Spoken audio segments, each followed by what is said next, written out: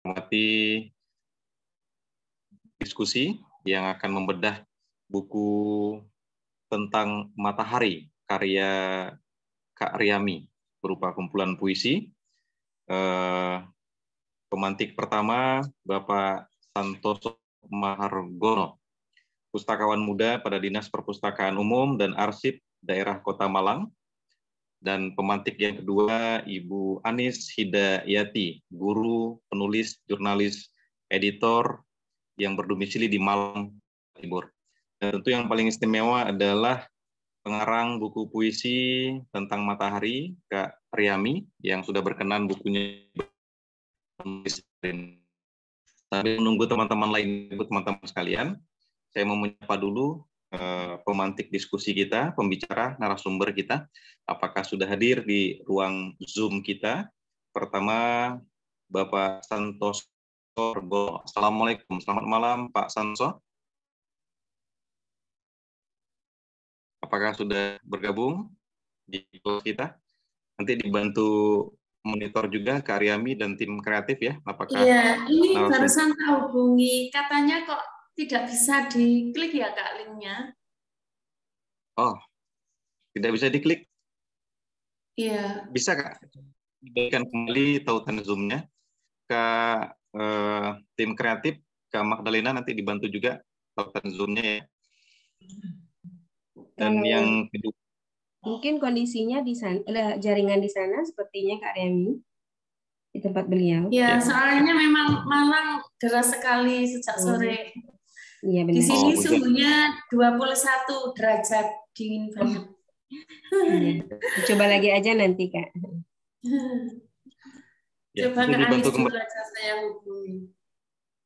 Ya, dan yang kedua saya ingin menyapa pemantik berikutnya Ibu Anis Hidayati. Assalamualaikum, selamat malam Bu Anis.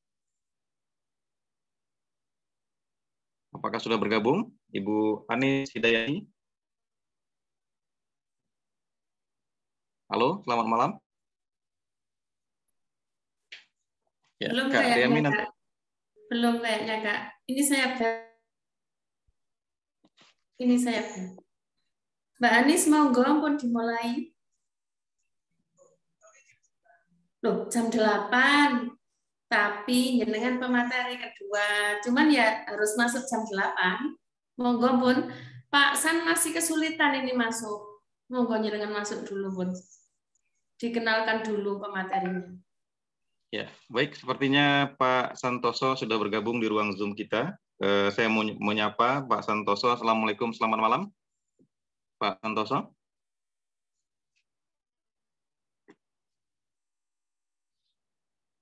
Halo, selamat malam Pak Santoso. Ya, selamat malam. Assalamualaikum warahmatullahi wabarakatuh. Waalaikumsalam warahmatullahi wabarakatuh. Sehat Pak ya? Alhamdulillah sehat.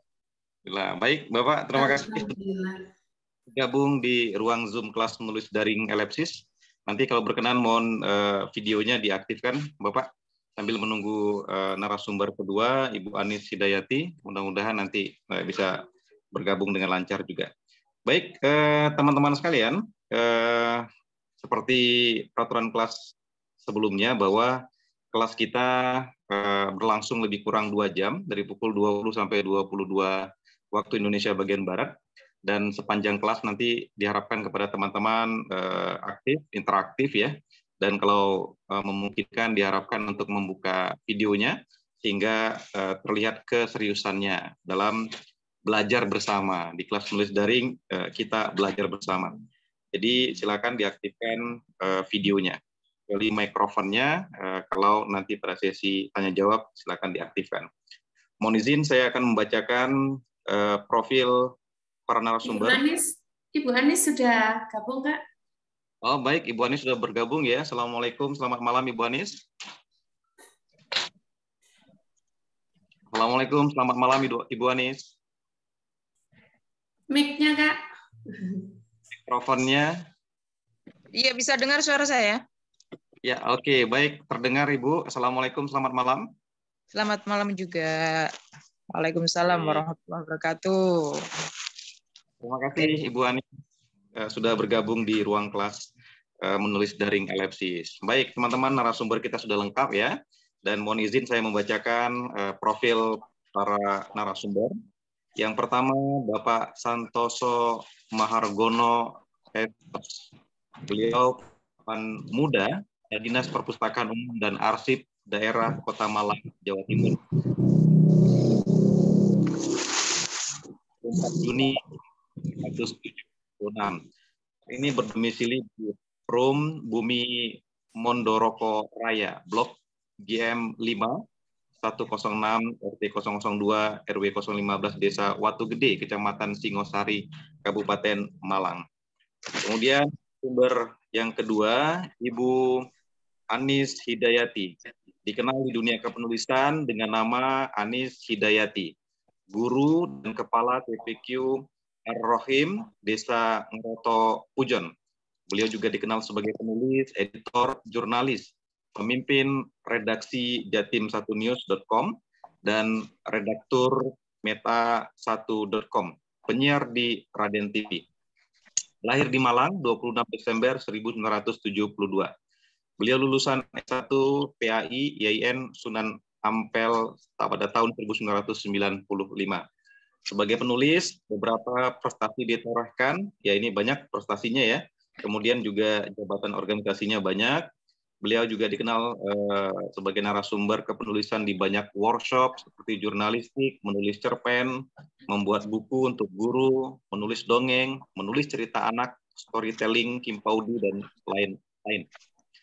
Bukunya juga banyak ya, mulai dari Salikah tentang cinta dan ruang sunyi, Asmara di Negeri Somplak, Samuderaning Asmara, dan lain sebagainya. Banyak. Nah, pengantin kita pada malam hari ini yang dibedah bukunya ya adalah Kak Aryami. Beliau dikenal sebagai seorang guru, penulis, dan mengajar di SMP Negeri 2 Pakis Aji, Kabupaten Malang, Jawa Timur. Bergiat di Komputer Indonesia, di Aska Imagination School AIS, kelas menulis daring Elipsis, dan kelas puisi Bekasi.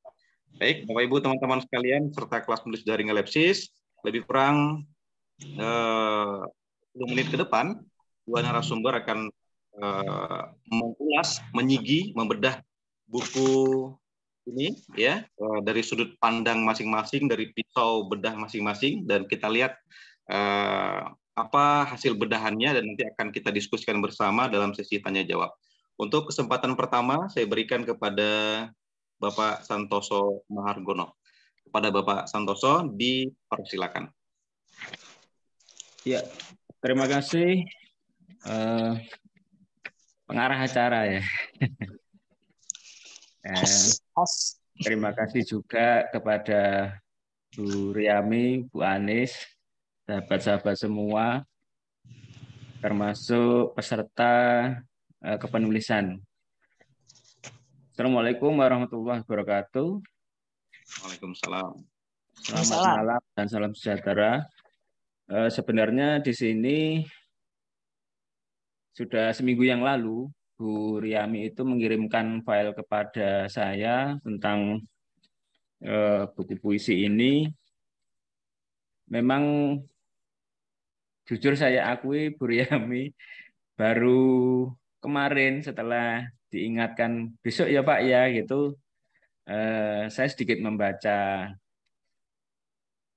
pesan yang disampaikan dalam buku-buku Bu Riami ini, dan ini tadi akhirnya ada dua yang saya pilih, yang hal tersebut membuat saya itu merasa ada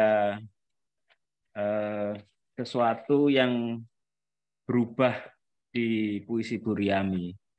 Jadi memang sebelumnya saya selalu mengikuti puisi-puisi dari Bu Riami, terutama yang selama ini diunggah di beberapa blog maupun di beberapa tulisan di media sosial. Saya lupa apa di Facebook apa di mana itu. Memang puisi Bu Riami ini puisi khas seorang guru. Jadi kalau di pendidikan itu Bu Riami sepertinya tidak ingin melepaskan pakem-pakemnya puisi supaya itu nanti terbiasa ketika disampaikan ke anak-anak di kelas. Tetapi ternyata hal itu berbeda sekali ketika karya-karya Bu Riami ini lepas dari suasana atau atmosfer kelas. Jadi sudah mulai nakal ini rupanya puisi-puisinya. Jadi memang puisi itu kan yang paling penting adalah pesan yang disampaikan. Jadi kalau diksi, terus majas, dan lain sebagainya saya tidak begitu memperhatikan. Karena itu permainan kata-kata saja. Tapi kalau pesan itu akan sulit disampaikan jika itu tidak benar-benar dari dalam hati. Artinya kalau Bu Riami ini tidak menulis dengan perasaan, temanya ada, tapi pesannya mungkin tidak akan tersampaikan ke pembaca. Nah, oleh karena itu, termasuk saya juga, ketika awal-awal menulis puisi, itu selalu saya awali dengan pesan apa yang mau saya sampaikan. Karena bagaimanapun juga puisi itu mengandung dua pesan. Pesan pertama adalah pesan puisi dalam hal kesusastraan, yaitu setiap karya sastra itu memang mengandung pesan. Entah itu cerpen, entah itu puisi, entah itu sajak dan sebagainya. Yang kedua, pesan ini adalah pesan tanggung jawab moral kita. Jadi tulisan itu telah kita goreskan dan itu dibaca banyak orang sehingga mempengaruhi banyak orang. Maka saya setuju dengan Bu Riami ketika menulis puisi itu selalu berpedoman bahwasanya apa yang ditulis itu nanti dipertanggungjawabkan. Nah, ini paling penting. Karena begitu tulisan itu sudah dibaca orang, meskipun sudah dihapus, efeknya ini mempengaruhi orang. Jadi insya Allah itu nanti juga akan menjadi pertanggungjawaban kelak kita di hadapan Allah Subhanahu wa Ta'ala. Apa yang kamu tulis dulu, kemudian orang lain sehingga berbuat sesuai pesan yang kamu sampaikan di tulisan dan sebagainya. Nah, ada makna pesan, yaitu itu tadi pesan dalam hal kesusastraan dan pesan yang harus dipertanggungjawabkan kelak di akhirat. Nah, Bu Riami ini dalam buku yang dibedah pada malam hari ini memang sama dengan penulis-penulis puisi lainnya, rata-rata memang sepertinya tidak mau melewatkan begitu saja apa yang ada di sekitarnya. Ya, entah itu ketika wisata, entah itu ketika di sebuah tempat, entah itu kenangan masa lalu, entah itu tentang seseorang, benda, dan lain sebagainya. Dan di sini saya juga beberapa karya saya jumpai mengandung unsur-unsur Madura. Ada Pamekasan, ada Jembatan Suramadu, dan sebagainya. Saya jadi teringat seseorang di Madura juga. Tapi ya sudah, itu kan bukan jodoh. Apa Bu Riami dari Madura? Nggih.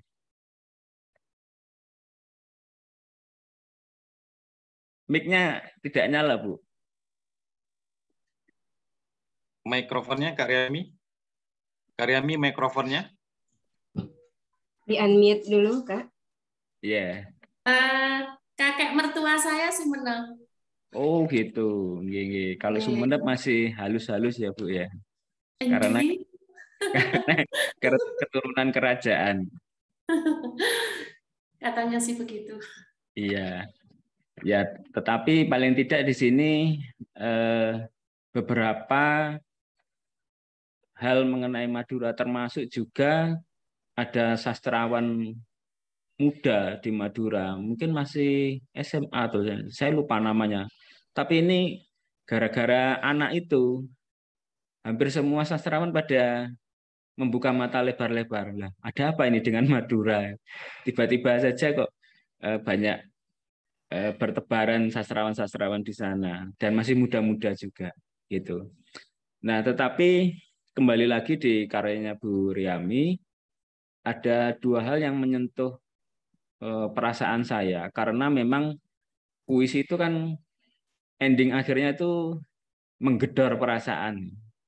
Jadi kalau selama ini kita terbiasa dengan digedor ada paket, kalau puisi itu yang digedor perasaannya, perasaan-perasaan kan gitu. Nah, di sini ada dua puisi dan itu saya tidak tahu apakah disengaja atau tidak oleh Bu Riami. Justru puisi yang menurut saya paling bagus kok ditaruh di belakang gitu ya. Atau memang ini nanti gedoran paling keras gitu ya. Dari depan digedor kok nggak bangun-bangun gitu. Nah, yang pertama itu adalah kehilangan. Ini saya tahu persis puisi ini entah 3 hari atau seminggu atau 7 hari setelah suami Bu Riami ini dipanggil kehariban Allah Subhanahu Wa Taala. Dan di sini memang sangat terasa sekali betapa kehilangan itu bagi seorang istri, bagi seorang ibu, bagi seorang perempuan itu sangat mendalam. Dan uniknya meskipun begitu Bu Riami ini masih bisa menuangkannya dalam puisi. Padahal bagi saya ketika emosi itu belum stabil, kita merasa kehilangan dan sebagainya itu saya sendiri nggak bisa menulis puisi. Apalagi dalam posisi amarah yang sangat-sangat marah itu sangat sulit. Nah ini rupa-rupanya Bu Riami ini bisa menuangkannya dalam puisi. Mohon izin saya bacakan. Malam hari detak nadi sudah tak ditemui. Wajahmu pucat bersembunyi di jantung ini. Mengikuti degupku dan mengajari bahwa hidup milik ilahi. Lalu kau pergi ke alam hakiki. Katamu aku tidak sedang kehilangan. Engkau hanya mendahului. Menghadap Sang Robbi. Gugusan awan di pelupuk mata. Menggantung pekat tak kuasa aku tahan. Perlahan jatuh menemani duka. Kini kau membersamaiku. Bukan dalam langkah kaki. Tapi membersamaiku dalam denyut nadi. Dan kau benar. Aku kehilangan suara langkah kaki. Ini sangat luar biasa dan terima kasih Bu Riami. Menurutku, menurut saya pribadi ini karya yang dari tadi saya tidak bisa membaca sebenarnya, tetapi saya paksa-paksa. Dan ada beberapa puisi yang menurut saya juga sebagai penyeimbang. Jadi ini termasuk puisi yang menurut saya juga agak-agak nakal supaya Bu Riami ini dari puisi kehilangan tadi ada penyeimbangnya, yaitu di halaman terakhir bayi-bayi puisi di era digital. Nah, bayi-bayi puisi ini menceritakan betapa generasi sekarang ini lahir saja sudah bisa pegang mouse, lahir saja sudah bisa install aplikasi di Play Store. Lalu bayi puisi itu matanya berbinar menghadap kamera. Tangisnya melengking berbentuk huruf-huruf di akun-akun. Baru lahir saja sudah punya akun. Ya.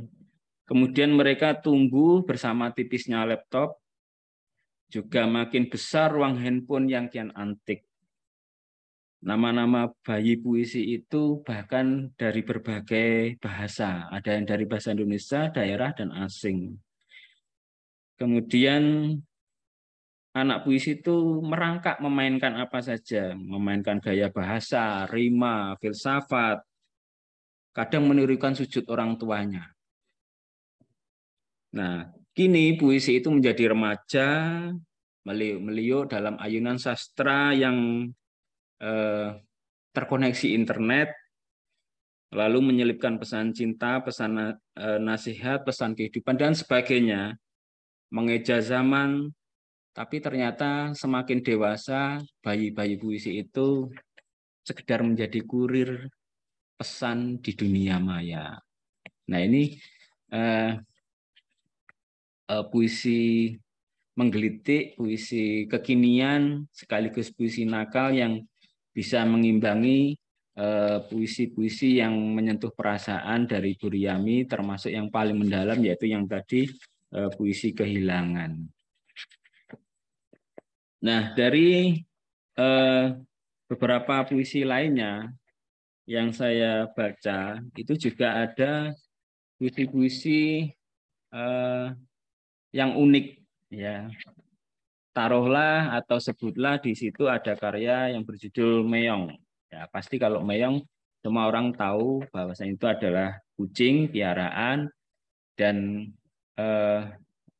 kucing ini sangat lucu dan mungkin juga dipersonifikasikan sebagai seorang anak atau adik yang ingin diberikan selimut meskipun itu selimutnya bekas. Tetapi sepertinya Bu Riyami ini telaten mengurusi kucing sampai akhirnya malam kian dingin, lampu mati, Meongnya terdiam, lalu dibuka selimutnya, napasnya sudah berhenti.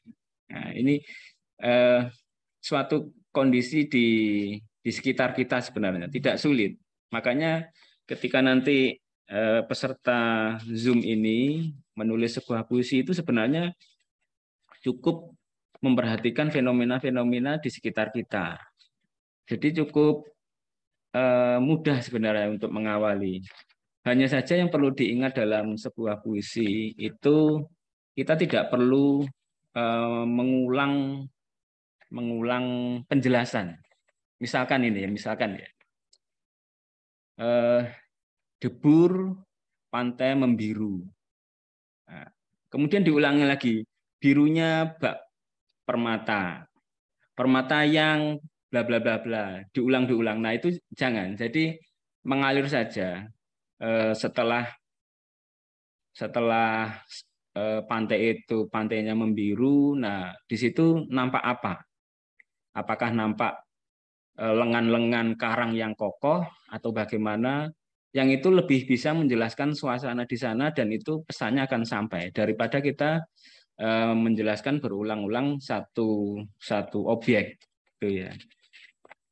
Nah, oleh karena itu nanti di puisi Bu Riyami ini mohon maaf ya Bu Riyami ya, barangkali nanti teman-teman juga membaca, kemudian memberikan saran dan sebagainya. Toh ini juga nanti kembalinya untuk kebaikan dan kesempurnaan di karya selanjutnya. Termasuk juga itu pengingat bagi saya ketika saya juga menulis puisi itu, saya mencoba jalan ceritanya itu adalah dari 1 ke 2 ke 3. Bukan dari 1 ke 2 dan 2 ini mau menuju 3 karena 3 ini setelah itu 4. Bukan. Jadi kita mengalirnya 1, 2, 3, 4, 5 gitu saja.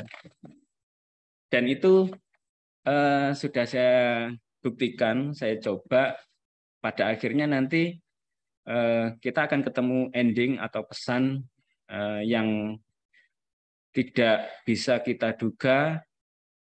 Awalnya adalah A, ternyata yang dituju adalah Z dan gitu. Dan ini memang saya belajar otodidak. Jadi kalau dibilang membaca teori-teori, mungkin saya tidak sebanyak Bu Riyami membaca teori tentang puisi maupun sastra. Saya hanya membaca karya-karya puisi orang lain, lalu saya mencoba menuangkan dalam karakter saya sendiri, dan akhirnya saya menemukan puisi saya itu lebih condongnya kemana, kemudian kalimat-kalimat atau diksi-diksi yang saya pilih seperti apa, itu pada akhirnya lama-kelamaan itu bisa saya raih. Termasuk nanti bagi peserta yang ada di malam hari ini, nanti ketika mengawali sebuah puisi, mengalami kebuntuan, itu biasakan berhenti dulu, jangan diteruskan. Menurut saya lebih baik membaca karya puisi orang lain dulu, yang karya puisi itu menyentuh perasaan, kemudian ulangi berulang kali sampai kita benar-benar dapat feel-nya, oh ini tahu yang dimaksud gitu. Ketika puisi itu menceritakan perjalanan ke Jakarta menggunakan bus, cobalah kita mencoba perjalanan ke Sulawesi dengan kapal laut. Nah, sama temanya perjalanan, tetapi akan tampak beda objek-objek yang ada di sekitarnya. Biasanya belajar seperti itu, nanti pada akhirnya akan bisa melepaskan diri dari kungkungan atau karya-karya orang lain, sehingga kita menemukan karakter kita sendiri dalam menulis puisi. Kemudian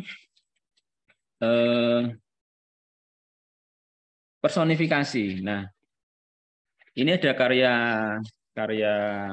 Buryami yang menurut saya personifikasinya juga masuk. Judulnya Ketika Engkau Menjadi Hujan Pertama. Ya, kau adalah hujan pertama pada gersang perempuan bermata kering. Jadi ini hujan dipersonifikasikan sebagai perempuan yang bermata kering. Entah kesedihannya sudah terlalu lama atau habis, sehingga cekung menyimpan dahaga di sudut kerlingnya. Ini kalimat yang menurut saya bagus sekali. Tak ada aroma petrikor ketika rintikmu jatuh. Meskipun beberapa sastrawan itu pernah cerita atau pernah berkata kepada saya, ketika menulis petrikor itu tidak perlu ditulis aroma, cukup petrikor merintikkan aroma di kelopak mata gitu, itu sudah boleh. Jadi ya memang petrikor itu kan ya aroma. Jadi penjelasannya kan kalau aroma petrikor itu 2 kali penjelasannya. Tapi ini bukan bermaksud saya menggurui Buryami dan sebagainya, termasuk yang lainnya. Ini yang pernah saya dengar seperti itu. Sehingga ketika kalimat petrikor ini masuk dalam bait-bait puisi, saya jadi ingat gitu loh. Dan saya sendiri juga mulai menghindari sebenarnya petrikor ini. Entah kenapa akhirnya saya cukup menggunakan aroma gitu aja. Yang aroma itu memang khas sekali ya kalau petrikor itu. Kalau hujan terus mengenai tanah yang kering itu khas sekali. Nah, di sini personifikasi hujan pertama ini mulai dari kesedihannya, mulai dari jiwanya, sampai kondisi tubuhnya. Ya, jadi di sini di akhir paragraf itu, lalu perlahan bertunaslah bunga rindu dalam tubuhnya. Kakinya mulai bangkit berjalan menuju arah matahari terbit. Ditatapnya sinar penuh yakin bahwa esok panasnya akan terhapus hujan lagi. Saya baca berulang-ulang ini, waduh luar biasa ini. Gimana ini menulisnya ini Buryami ini? Kok bisa seperti ini gitu ya? Jadi sekalian saya puji, sekalian saya juga berterima kasih. Ini karya yang bagus, Bu.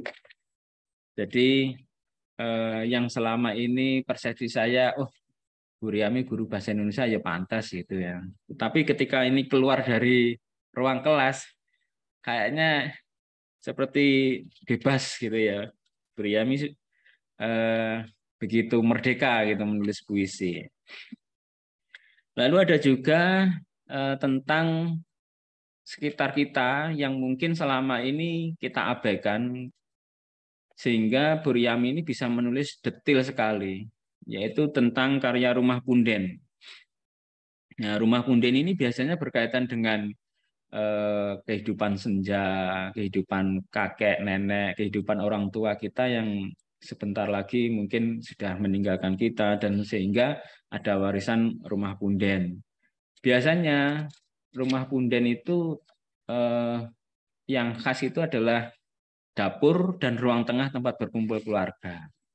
Nah, di sini ini ternyata di dapur itu Bu Riami menyajikan sebuah sambal, ada meja kayu, kemudian lantai tanah yang menjadi berkah. Waduh, ini benar-benar rumah punden kalau menurut saya. Karena rumah punden sekarang ini rata-rata bentuknya lama tapi sudah keramik. Kali ini masih tanah, lantai tanah.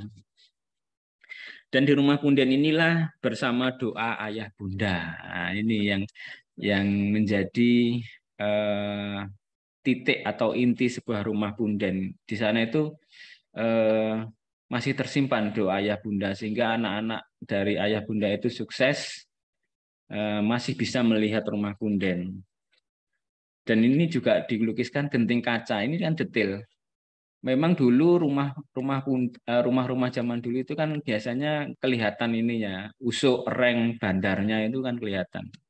Jadi kalau ada genteng kaca, ini ya saya pikir sama dengan rumah punden saya ini. Kok Bu Riami kok sampai apa ya, dangak-dangak melihat ke atas. Wah, ini luar biasa gitu ya. Dan itu menjadi prasasti kasih sejati yang selalu mengingat ayah ibu dalam doa diri. Nah, jadi memang mau gimana lagi, namanya anak itu harus memintakan ampun kedua orang tua ketika sudah tidak ada. Lalu enggak apa-apa ya, ini agak lama ya. Pak siapa ini tadi, Pak Subhan ya. Silakan Pak. Termasuk peserta lainnya. Ya. Memang saya tadi izin minta ke Bu Riami, Bu, saya awal aja soalnya biasanya kalau malam mengantuk saya itu. Karena ya itu ritmenya memang seperti itu. Ketika nanti ba'da subuh itu biasanya adalah waktu-waktu untuk deres. Habis deres itu biasanya waktu yang paling bagus untuk menulis puisi.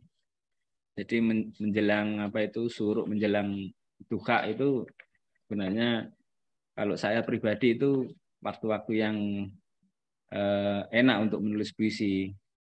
Meskipun itu nanti akan dikoreksi lagi di siang harinya, dicoret-coret, ditambahi, dikurangi dan sebagainya. Nah, yang ini ada lagi karya Bu Riami, Sekuntum Harapan. Saya baca ini kayaknya ditujukan kepada seseorang inisial RS, tentang bagaimana supaya dalam mengarungi kehidupan itu kita tidak menyimpan beban dalam pikiran. Ya, karena dalam puisi ini juga tersirat bahwasanya sumber sakit itu sebenarnya kan bukan dari makanan, bukan dari kebiasaan hidup kita, tetapi ternyata lebih banyak ke pikiran. Dan itu memang dinyatakan dalam berbagai kajian bahwasanya misalkan penyakit lambung, asam lambung, jantung, kemudian kanker dan sebagainya itu termasuk dari pikiran, dari perasaan, dari amarah, emosi dan pengendalian diri. Nah, di sini disiratkan bahwasanya ketuklah keningmu, rontokkan semua pikiran berat, kau menasehatiku laksana penasihat istana. Ini kayaknya rupa-rupanya RS ini raja bagi Bu Riami. Saya juga tidak tahu. Seketika ku ingat kaulah bunga kecil yang harus kujaga sepenuh waktu dan doa. Tiba-tiba harap itu bergulir dari setiap tetes purba. Saking lamanya ini ya dari purba yang menjadi terkabulnya setiap pinta kebaikan padamu. Ini sudah merupakan harapan, tapi ternyata ini masih dalam bentuk kuntum, ya, sekuntum harapan. Jadi nanti kalau sudah mekar ini berarti dari Bismillah menjadi Alhamdulillah. Nah, ini yang terakhir kayaknya. Karya yang terakhir. Ya, 5 menit lagi. Ya, 3 Mutiara Kalbu. Dan ini pernah dinyanyikan oleh Yudi TH di YouTube. Nanti di bukunya tertera di sana. Saya juga belum sempat melihat atau mendengarkan alunan musiknya untuk 3 Mutiara Kalbu ini. Tetapi paling tidak ini adalah puisi singkat, pendek, tetapi sangat menyentuh kalbu. Lahir dalam cahaya, berkelip indah memesona, dan masuk degup jantung.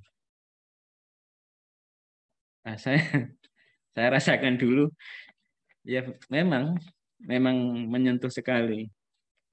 Dan seperti itulah mungkin Bu Riami berkarya, dan semoga karya-karyanya ini nanti menginspirasi peserta Zoom di malam hari ini. Dan saya sangat bahagia dan senang sekali yang selama ini mengikuti karya-karya Bu Riami baru kali ini yang menurut saya sangat imbang sekali. Ada yang sedih, ada yang bahagia, ada yang di sekitar kita, dan ada yang hal-hal detail mengingat kenangan masa lalu.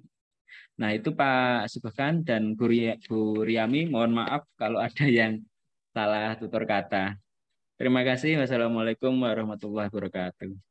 Waalaikumsalam warahmatullahi wabarakatuh. Terima kasih Pak Santoso. Terima kasih Pak Santoso sudah mengulas dengan sangat menarik ya buku Kak Riami tentang matahari. Teman-teman tadi Pak Santoso melihat ada sesuatu yang berubah ya, berbeda dari puisi-puisi Kak Riami sebelumnya. Namun secara umum puisi-puisi tentang matahari di buku ini adalah khasnya buku puisi yang ditulis oleh seorang guru ya. Tapi yang menarik saya lihat Pak Santoso mengulik atau mengupas dari sisi pesan. Karena kalau kata beliau, majas, diksi, hanya permainan kata. Ya. Beliau tadi juga menyebut ada pesan dalam kesusastraan, kemudian pesan yang harus dipertanggungjawabkan di hadapan Tuhan. Ini menarik saya kira. Bagaimana ulasan dari narasumber kedua, Ibu Anis Hidayati, berikan waktu sekitar 30 menit juga ya kepada Ibu Anis, dipersilakan. Oke, Assalamualaikum warahmatullahi wabarakatuh. Waalaikumsalam warahmatullahi wabarakatuh. Hai, ada Pak San. Pak San ini adalah seorang tokoh pemuisi yang karya-karyanya satiri. Saya bilang sukanya itu ngeritik.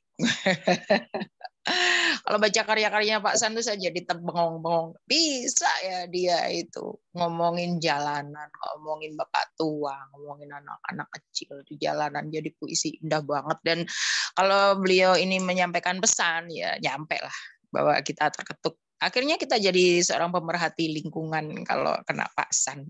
Pemerhati sosial, pemerhati mereka-mereka yang terpinggirkan. Sehingga kita, oh ya saya mestinya melihat juga gitu kan. Kalau dari sisi Pak San sebagai pemuisi yang mengutamakan bahwa dalam sebuah puisi harus ada pesan, oke.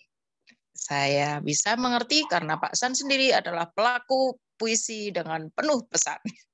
Gitu Pak San ya, keren. Hormat saya untuk jenengan. Saya mengamati perjalanan jenengan dari pertama menulis puisi hingga akhirnya menjadi headliner, headliner dan tokoh pemuisi yang karyanya sudah mampir di beberapa media cetak tuh nggak gampang dan kita harus belajar pada Pak San. Hormat Pak San. Makasih, tadi dapat pelajaran banyak saya ya. Oke, kalau saya sih, saya menyoroti dari sisi keperempuanan. Saya tidak menyoroti dari pesan yang harus timbul dari sebuah puisi, tetapi di situ saya merasakan getar rasa yang oleh Bu Riami sedang ingin diungkapkan ketika dia berada pada situasi tersebut. Kehilangan, dia bisa dapat banget feel-nya. Waktu itu memang saya masih ingat banget dia nangis, tulis gitu saya gitu ya. Saya mungkin seperti Bu Riami bahwa saya menulis puisi itu dalam keadaan apapun. Kalau waktunya sedih banget, maka cara-cara kita untuk menerapi diri sendiri ya dengan puisi gitu. Dengan ending yang kita inginkan sehingga kita bisa terbangkitkan. Gitu Bu Riami ya. Saya suka banget ini di bait kuasamu. Laut tiba-tiba berubah menjadi malaikat maut. Ini ditulis Bu Riami ketika ada tsunami Palu ya. Dalam sekejap bumi hancur, menyeret-nyeret jiwa dan raga manusia. bagai ubur-ubur dalam gulungan gelombang. Nyawa lenyap menuju langit, jasad hilang di perut laut. Beliau memang detail, Pak San. Sepakat saya dengan panjenengan bahwa Bu Riami bisa menulis detail apa yang dilihat, apa yang dirasakan. Sampai ubur-ubur juga ketulis juga. Dalam kuasamu, kau mengirim surat kepada manusia, serta maklumat yang tak terbantahkan, baik oleh rasa dan juga pikir. Tuhan, di tengah puing kau tunjukkan kuasamu. Juga masih tersisa keselamatan yang kau ingin. Sedang kehancuran hanya di mata insan. Di sisimu, ini mu-nya kalau boleh Bu Riami ya, ikut mu pakai huruf besar juga deh.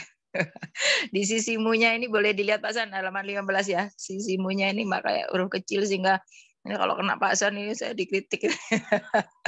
Di sisimu mereka sangat mulia. Dalam dekapmu yang maha sempurna. Maha juga bisa pakai huruf besar ya, karena itu hanya satu pemilik ya. Tuhan, risalahmu nyata di setiap lekuk waktu, dan aku insan yang tak berdaya. Ya pesannya ada sih, dapat bahwa manusia itu tidak berdaya ketika Tuhan Sang Pencipta sedang memainkan kekuasaannya dalam satu kali jentik jari, maka gelombang pasang tsunami sudah bisa menggugurkan seluruh kehidupan gitu ya. Tapi dari seluruh puisi yang saya sukai, saya paling suka dengan Kartini. Saya suka banget aromanya. Oh, hai, ada patrikor, Pak. Nggak jadi. Oke, kita ke langsung dalam kebaya Kartini ini saya ada pesan khusus, ada letupan-letupan yang ingin disampaikan Bu Riami bahwa meskipun Kartini dibelenggu waktu itu, tapi kebayanya sampai sekarang masih viral. Sekarang kebaya milik UNESCO loh, sudah digaungkan oleh Dian Sastrowardoyo, kan? Dalam kebaya Kartini tersulam masa depan para perempuan. Ini saya suka. Pokoknya puisi-puisi yang membicarakan tentang perempuan dengan semangatnya, dengan potensinya, dengan segenap seluruh komponennya dia miliki sehingga dia bisa berkiprah di dunianya. Ini bagus banget. Buat perempuan wajib baca ini ya. Berupa lukisan cita-cita. Dalam kebaya Kartini, kesederhanaan tergambar, cinta yang tulus dari sorot mata kepada kaumnya. Jasadmu boleh tertindung tanah, tapi cita-citamu tumbuh seperti rimbun hutan penuh oksigen pada perjuangan kaum Hawa. Seperti itulah engkau menjahit harapan, penuh bunga-bunga di ujung lengan kekuatan wanita. Lalu kebaya menutup segala lekuk luka dalam dada karena kepergianmu begitu cepat. Tapi kebayamu membayang di seluruh jagat pikir, menjadi pola gelora jiwa dalam menggapai bintang-bintang kesuksesan satu persatu menuju genggaman. Ini ada step by step. Ya, saya suka ini ya langkah-langkah Kartini, dia begitu ingat ini Bu Riami itu. Nah, kesederhanaannya, dia sederhana tapi dia bisa mengguncang dunia. Ini luar biasa buat saya Kartini. Sampai sekarang dia adalah pendobrak yang kita nggak boleh lupa jasanya, meskipun dia harus waktu itu saya ingat banget, ingat kayak ini aja, kayak hidup di zamannya. Meskipun dia istri keberapa, dia kan istri kedua, tapi dia tidak berhenti menulis. Dia terus menulis dalam kesederhanaannya, dia punya cita-cita, dia ingin suatu saat negeri ini welcome pada perempuan, dan dia sudah dapatkan itu. Meskipun sekarang banyak sekali yang bagi saya melecehkan Kartini juga, karena sebetulnya maunya Kartini nggak seperti itu, gitu kan. Kartini tetap sosok sederhana. Kenapa sih kita nggak bisa sederhana dengan segala cita-cita kan gitu? Sekarang kan nggak glamor, sophisticated, mantap gitu, tapi dia tidak mendapatkan ruh Kartini yang dimaui seperti apa gitu kan. Di dalam kebaya Kartini yang saya sukai adalah ruh kesederhanaan Kartini masih tetap tersimpan di sini untuk menggapai bintang kesuksesan. Untuk mencapai kesuksesan itu nggak perlu terlalu menonjol. Dari sisi sederhana saja, Bu Riami sudah bisa menuliskan bahwa bisa sukses. Asalkan langkah-langkah yang diambil, meskipun sederhana, ada konsistensi di sini. Gitu ya. Kemudian di seberang di halaman 9 ini ada senja di kaki langit. Sudah baca Pak San ya. Yang ini asik aja ya, mengalir. Kalau yang Kebaya Kartini tadi tidak terlalu banyak majas, sehingga saya menangkap pesannya itu kalau orang-orang yang sederhana tanpa perlu banyak diksi dan majas bisa menangkap pesan dari puisi dalam Kebaya Kartini. Sedangkan di senja di kaki langit itu ini mengalir saja di sini, banyak majas. Kalau di sini saya lihat bayang-bayang ilalang mulai hitam, berjalan menuju sudut malam. Ini main-main ini Bu Riami ya, sedang main-main di sini ya. Dan aku tak tahu bayanganmu kian sempurna dan gelap malam menggantikan senja di kaki langit. Beliau sedang ingin bercerita bagaimana keadaan langit itu di kaki langit dalam temaram malam gitu ya.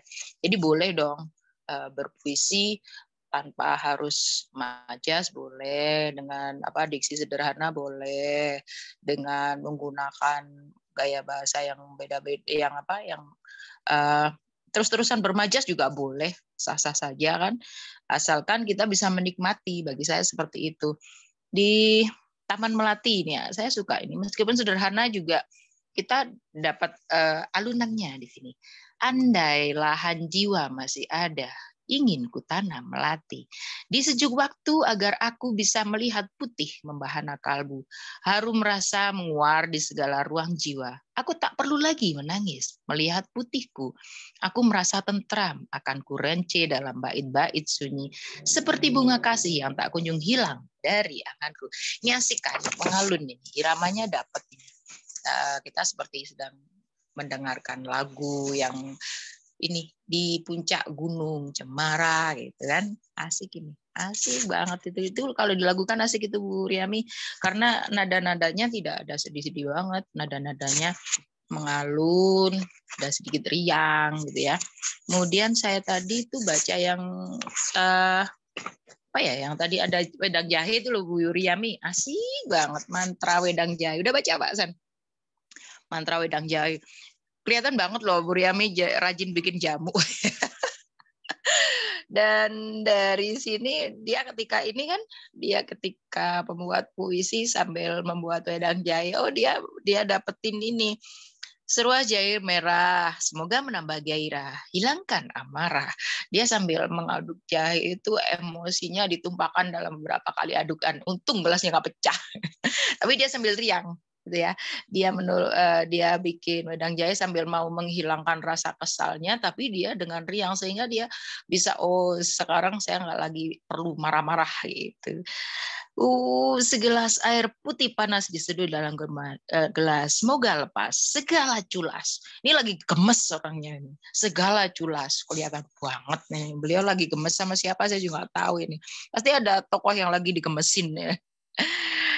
Belas uang mengepul, aroma menguat, satu seruput-serut, hangat sekujur diri, hilang segala nyeri. Loh, muncul lagi. Kalau tadi semoga lepas segala culas, sekarang hilang segala nyeri. Saya pikir ini ada tipu ya, segala bukan segala. Segelas culas juga asik banget, segala culas bolehlah. Hilang segala nyeri. Secangkir wedang jahe melarutkan luka.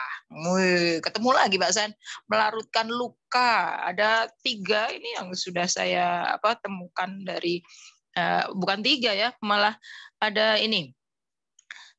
Segelas culas, kemudian ada sekujur nyeri, segala nyeri, melarutkan luka, ketemu banget di sini. Beliau lagi sebel diungkapkan di sini, dan dia sedang menerapi dirinya sendiri sebel-sebelnya itu hilang, sewotnya hilang, amarahnya hilang dengan menulis puisi. Maka beliau bisa menjadikan emosinya landai, sabar lagi, jadi Bu Riami lagi, gitu kan. Secangkir wedang jahe melarutkan luka di tenggorokan, di dada, di perut. Tambah tombo teko loro lunga. Oh, ini ada. Saya tadi mau bilang tambah teka lara lunga. Tak pas banget Ibu Riam ya. Angin menyingkir lewat pikir. Ini tegukan terakhir. Semoga tak berakhir. Cintamu juga cintaku. Ini dia gongnya di terakhir ini yang bikin segala resah hilang itu karena ada cintamu dan cintaku. Jadi segala sesuatunya bakal beres kalau cinta itu sudah hadir, gitu kan? Saya pikir betul banget. Semuanya bakal selesai. Bahkan tai kucing rasa coklat. Kalau cintanya sudah ada, sudah melekat. Bu Riami keren ya. Oke. Nanti diceritain Bu Riami, ini kenapa ada apa? Ada beberapa diksi yang yang saya pikir cukup membuat kita sebel, sewot, marah. Tapi di terakhirnya ada cintamu dan cintaku. Berarti jenengan memanfaatkan dengan segala cinta bahwa kayak gitu tuh nggak apa-apa buat pecinta gitu. Oke, ini ada panggih pengantin. Saya pikir beliau sedang ingin mengungkapkan bagaimana kasmarannya dua sosok pengantin ya. Kemudian munajat sandal jepit, ini asik.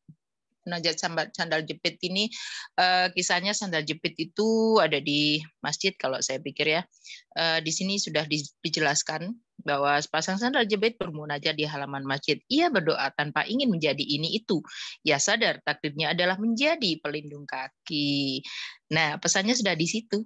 Kelihatan pesannya malah di bait awal ya, di lari ketiga itu sudah takdirnya adalah menjadi pelindung kaki. Nah, siapapun yang sadar sama takdirnya, dia akan menikmati meskipun diinjak-injak. Ia tahan terik mentari, menunggu kaki-kaki yang beriman menelusuri waktu di aspal jalanan dan fata morgana menempel di alas tumpuan. Baginya keluh tiada menyelesaikan perjalanan. Ia selesaikan tugas langkahnya dalam rumah pahala. Sandal jepit mengantar tirakat laku hingga usai. Kesederhanaan menampilkan aura ketulusan dalam batin. Ini kalau saya boleh mengulas sedikit ya Bu Riami ya, ada beberapa tipe di sini tapi tidak masalah, kita masih bisa ini, kemudian bisa mengerti. Kemudian ada ini kalau saya lihat susunan puisinya ini campuran berapa ini? 1, 2, 3. Ada 3, 2, 1. Masih ingat ya Pak ya? Yang ini? Apa itu kemarin tuh kita bikin puisi bareng-bareng Komalko tuh, puisi apa tuh Pak yang kita bikin tuh loh, kupu-kupu berwarna pelangi itu loh, bersayap pelangi itu Pati Dusa, modelnya Pati Dusa ya, modelnya ini Pati Dusa dikombinasi dengan Pati Dusa, tapi ini belum selesai. Kalau Pati Dusa nggak kayak gini juga, cuman lari-larinya dibikin seperti ini gitu. Nanti mungkin Bu Riani kalau sempat bikin itu saya kombinasi dengan Sonian enggak? Oh Sonian ini ya, oke, kelihatan Sonian, mantep. Haiku udah belum ketemu aku di sini. Biasanya jangan suka haiku. Oke. Asik ya, cinta dalam doa, kenangan perahu klotok. Kenapa juga pakai klotok? Dari tadi saya tanya-tanya, ada perahu klotok ya. Nanti dijelasin Mbak Bu Riami ya. Masa kecil bersama perahu klotok. Saya itu belum sampai sekarang belum nemu perahu klotok ya kayak gimana. Dari tadi saya nanya-nanya ya perahu klotok ya. Nah, mengurai tawa tok tok tok tok dalam panci aluminium perahu tergerak. Mengantar tawa siang ceria, api menyulut kapas, perahu laju, perahu klotok berputar, mengitari anganku juga anganmu. Di pasar malam itu kau tersenyum. Aku ingat berebut perahu klotok denganmu. Nanti dijelasin benar Bu Riami, saya ini penasaran kayak apa gitu perahu klotok ini. apa memang ada wujudnya atau imajinasinya jenengan yang sekarang sehingga malam temaram gerak perahu klotok sebuah kenang. Maunya yang dikenang itu perahu klotoknya apa gimananya gitu. Saya belum dapetin gitu ya. Pesannya juga saya belum dapat yang di sini. Apakah ingin terkenal saja atau sekedar ingin menanyakan isi hatimu gitu ya. Di beberapa puisi yang lain saya menangkap di sini memang kelihatan Bu Riami benar-benar seorang guru banget ya. Beberapa puisinya tentang guru, tentang siswa gitu ya. Kemudian tentang, kalau yang lain-lain tentang suami, saya nggak berani ngomong tentang suami ya. Nanti saya kayak Pak San tadi, berurai-urai nggak jadi-jadi, nggak jadi ngomong nanti saya kalau kayak Pak San tadi. Karena kita sama, ya. Sebagai perempuan saya bisa merasakan, dan saya di sini sudah mendapatkan sebuah ruh bahwa ada kebangkitan di sini, ada move on. Bu Riami kemarin move on gitu ya. Ada kebangkitan di sini, ada penerimaan atas takdir yang terjadi, kemudian ada keinginan lagi untuk melangkah terus sehingga nanti waktu membersamai bertemu dengan pujaannya sudah hilang. Gitu menurut saya. Oke, Bu Riami, saya sampai di sini saja. Tadi Pak Santoso sudah mengulas banyak.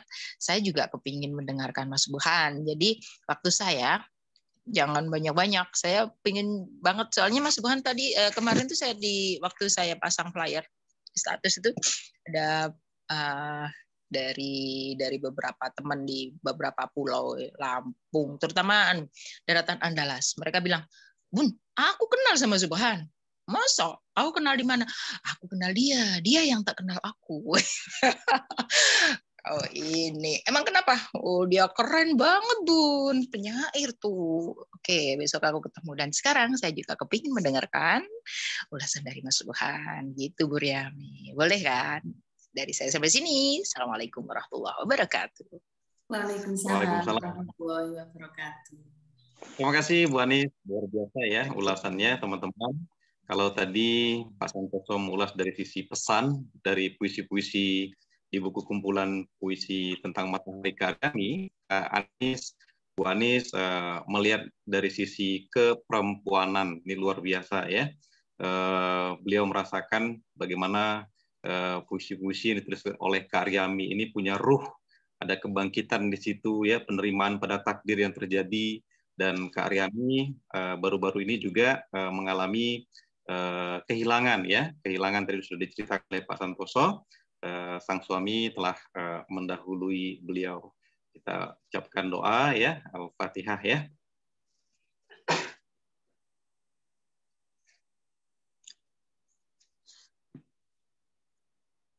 Amin. Baik, dari sisi keperempuanan tadi, Bu Anis melihat beberapa puisi karya Kak Aryami ini dapat feel tentang keperempuanannya ya. Ada kehilangan, puisi-puisi tentang Kebaya Kartini, Senja di Kaki Langit, dan lain sebagainya. Kalau tadi Bu Anis mengatakan bahwa saya mengulas pada posisi hari ini, posisi saya sebagai moderator, Bu Anis. Jadi saya memandu saja ya, karena narasumbernya sudah diumumkan Pak Santoso dan Bu Anis. Nah, karena sudah masuk ke sesi tanya jawab, tentu kita akan mengundang teman-teman lainnya yang tentu saja sudah membaca buku ini sebagiannya, bagaimana mereka melihat, teman-teman melihat puisi-puisi karya Kak Riami ini yang berjudul tentang Matahari. Nah, baik teman-teman di kelas tulis daring KMD Alepsis maupun teman-teman di luar KMD Alepsis yang telah bergabung pada malam hari ini. Nanti sebelum Kak Riami menjawab, ya Kak Riami juga akan undang untuk menjawab beberapa pertanyaan dari teman-teman ya. Dan untuk ini sesi tanya jawab kita buka dulu ya. Silakan kepada teman-teman untuk melambaikan tangan ya, raise hand saja atau menulis pertanyaan di kolom komentar. Nanti kedua narasumber kita baik Pak Santoso maupun Bu Anis akan menjawab juga ya pertanyaan dari teman-teman. Sesi tanya jawab kita mulai. Dipersilakan kepada teman-teman yang ingin mengajukan pertanyaan atau juga ingin berbagi pendapat yang berbeda ya. Silakan. Ya. Di Agustin. Ya, silakan. Bang Rilen.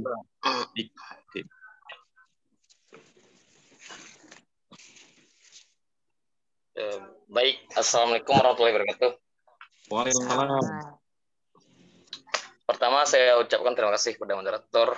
Yang kedua, terima kasih kepada pemateri. Yang selanjutnya, selamat kepada Mbak Riami yang telah menerbitkan buku puisi yang berjudul tentang Matahari. Yang pertama, yang ingin saya sampaikan dulu sebelum saya menanggapi lebih tepatnya. Yang pertama, saya kenal dengan Mbak Riam ini di kelas menulis daring elipsis yang diasuh oleh Bang Subhan, dan itu ketemunya masih dalam dunia daring gitu. Alhamdulillah dipertemukan oleh Tuhan pada tanggal, saya lupa yang jelas, bulan ini juga di Malang. Waktu itu saya menghadiri sebagai peserta lomba penulisan puisi Pekan Seni Mahasiswa Nasional di Malang, dan kami ketemu dan duduk nongkrong di depan kafe Brawijaya itu. Dan beliau memberi saya buku ini sebagai tanda hadiah, barangkali saya ucapkan terima kasih, dan sudah saya baca. Menariknya dalam buku ini saya kira yang pertama benang merahnya adalah tentang kehilangan. Jadi saya melihat di puisi ini banyak sekali berbicara kehilangan. Ya, mulai dari puisi yang pertama Keringan Ayah, Sawah-sawah dalam kenangan, termasuk tentang matahari juga berbicara kehilangan saya kira. Rindu ayah, dan juga ada kehilangan. Sebelum saya menanggapi terlalu jauh, saya menawarkan dan bahkan ingin menanyakan kepada penulisnya, kenapa judul puisi ini tidak kehilangan saja gitu? Kenapa meski memilih judul puisinya tentang matahari? Itu pertanyaan, nanti boleh dijawab. Nah, begitu, itu benang merahnya yang saya tangkap dalam kumpulan puisi Mbak Riam ini tentang kehilangan. Banyak judul, dari 60 judul tuh hampir lebih dari 10-an judul tuh berbicara soal kehilangan. Itu benang merahnya yang saya lihat. Meskipun di sisi lain itu ada berbicara soal rindu, soal bencana pun masih berbicara soal kehilangan juga. Rindu pun juga masih berbicara soal kehilangan juga. Dia rindu kepada seseorang. Termasuk di sini juga ada salah satu puisi, beberapa puisi itu berbicara soal keluarganya sendiri ya, dari anaknya. Ini tadi saya duga,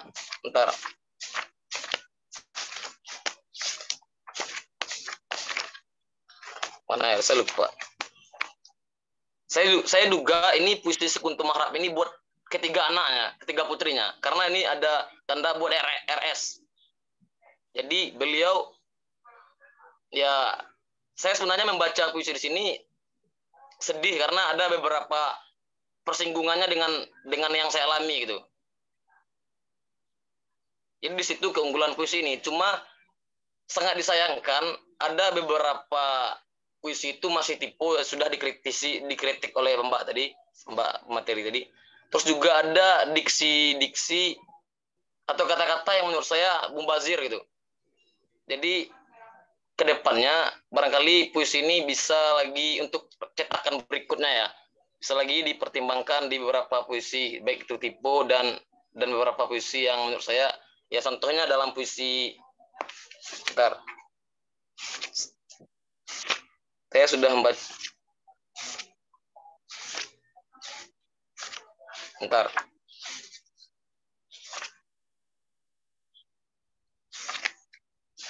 termasuk dalam puisi Kuasamu itu banyak menggunakan kata dalam gitu.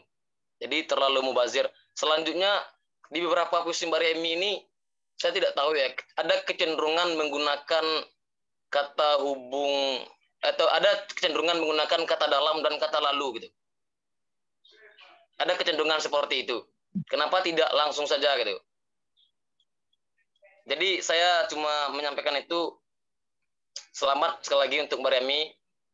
Dan pertanyaan tadi ya, itu saja soal kenapa judul puisinya tidak tentang kehilangan. Kenapa puisinya tidak langsung kehilangan saja gitu. Baik. Meskipun puisinya bicara tentang materi juga tentang kehilangan gitu. Mungkin itu dikembalikan kepada moderator. Terima kasih. Assalamualaikum warahmatullahi wabarakatuh. Sekali lagi selamat Mbak Riami. Ya, waalaikumsalam warahmatullahi wabarakatuh. Terima kasih Bang Rilen untuk pendapatnya ya. Tadi dikatakan bahwa benang merah dari keseluruhan puisi ini adalah tentang kehilangan ya. Kenapa tidak judulnya kehilangan saja, lalu kenapa harus tentang matahari? Tadi juga kritik dari Bang Diren, ada beberapa tipe dalam puisi Kak Riami, juga ditemukan beberapa kata-kata mubazir. Nah, nanti sebelum Kak Riami ini saya mengundang dulu kedua narasumber ya. Nah, dari seluruh pembaca terhadap puisi-puisi Kak Riami ini, kira-kira tepat tidak menurut kedua narasumber tentang matahari ini dipilih menjadi judul, atau ada tawaran judul lain dari sepembacaan Pak Santoso maupun Bu Anis? Dipersilakan Pak Santoso dulu. Ya, terima kasih Pak Subhan dan Mas Rilen. Memang benar apa yang disampaikan pesan-pesannya ini memang rata-rata kehilangan. Tetapi bagaimanapun juga kalau kita bicara tentang matahari, itu ya setiap hari terbit lalu menghilang di senja. Sama sebenarnya. Nah, jadi biasanya memang keunikan dari penulis puisi itu antara judul dan isi itu kalau bisa memang tidak sama sehingga membuat orang itu penasaran. Tapi itu kan hanya ini aja dari apa ya, dari sisi dalam tanda kutip marketing, dalam sisi desain ini aja, desain judul dan desain cover. Kalau memang itu banyak bercerita kehilangan, mengapa tidak kehilangan saja judulnya? Ya belum tentu. Kita pun bisa membuat judul itu justru menemukan matahari, misalkan seperti itu. Atau kita merasa tidak kehilangan dan sebagainya. Jadi menurut saya kalau judul dan isi di sastra itu dibuka sebebas-bebasnya, seluas-luasnya. Tidak mewakili isi, tidak masalah judul itu. Jadi kalau menurut saya meskipun Buryami ini mau diberi judul apapun, tetap masuk, tetap masuk. Sama dengan buku-buku saya, misalkan perempuan yang memadamkan metropolitan gitu ya. Nah itu kan sebenarnya bercerita tentang unjuk rasa omnibus law. Tetapi kan kita tidak berkenaan dengan unjuk rasa, demo, omnibus law dan sebagainya. Yang kita gambarkan adalah perempuannya, di mana perempuan ini sebagai kediaman yang penuh kedamaian. Jadi kenapa kalau bisa damai harus kisruh, harus unjuk rasa dan sebagainya. Nah terkait kata-kata atau kalimat-kalimat mubazir, memang seringkali penulis itu tadi menjelaskan sesuatu yang satu objek yang sudah saya sampaikan tadi, misalkan wajahmu seperti rembulan, kemudian diulang lagi rembulan yang sempurna, sempurnanya seperti apa dan itu. Jadi tidak perlu menjelaskan lagi di baris kedua. Jadi langsung saja menceritakan sesuatu hal yang lain. Kemudian ada lalu, terus dalam, bagi dan sebagainya. Yaitu memang proses. Jadi sampai nanti Buryami itu menemukan karakternya sendiri. Biasanya setelah karya itu selesai, itu kan dibaca ulang. Nah, pasti nanti akan ingat, ya Mas Rilen dulu pernah mengatakan saya sering menggunakan lalu. Barangkali nanti Buryami ini akan menemukan penggantinya apa kan gitu. Ya itu memang proses, nggak apa-apa. Jadi bagi siapapun penulis, bahkan itu saya temukan juga di sastra. Memang ada puisi yang seperti itu, sering menggunakan lalu, dalam, dan sebagainya. Itu banyak yang seperti itu. Tetapi ya itu tadi, itu proses aja, enggak masalah. Yang paling penting adalah keberanian Bu Riami untuk menyampaikan pesan. Dan ini tadi saya lupa, jangan terpaku oleh pakem, itu aja. Puisi modern, puisi sekarang itu keluar dan bebas sekali, sangat bebas. Jadi bisa jadi dia tidak menggambarkan penulisnya. Ada beberapa puisi itu saya baca, orangnya seorang Muslim taat, tapi ternyata puisi-puisinya tentang kerohanian, mohon maaf, mungkin Nasrani dan sebagainya. Dia sangat detail. Nah, puisi-puisi seperti inilah yang menjadi puisi yang ditunggu-tunggu. Seperti Joko Pinurbo. Mungkin dia sering melihat puisi kok harus ada wahai, aduhai, indahnya, dan dia mencoba yang lainnya. Ibu sedang menanak rindu. Ini kan unik kata-katanya. Rindu kok dinanak gitu ya.